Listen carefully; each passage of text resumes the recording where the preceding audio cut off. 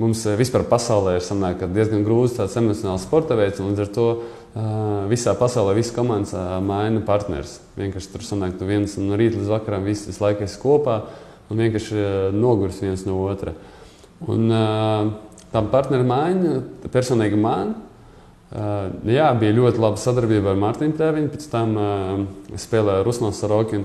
Mums visu laiku rezultāti gāja uz augšu, un arī pasaules reitings, un Olimpiskās spēlēs arī bija tāds pats rezultāts kā Mārtiņu Tēviņu, un tagad spēlēju ar Jānu Šmēdiņu, un tur rezultāts vispār ir fantastiski, un tāpēc visu laiku katra partneri iet augšā.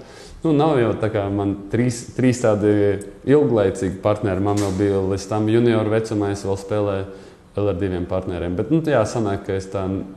Īstenībā tas nav bieži. Es spēlēju 12 gadus un man bijuši, respektīvi, 4 partneri. Protams, vajadzīgs kaut kāds laiks saspēlēties, pieslīpēties tīri emocionāli, lai saprašanās būtu laukumā. Bet mēs ātri...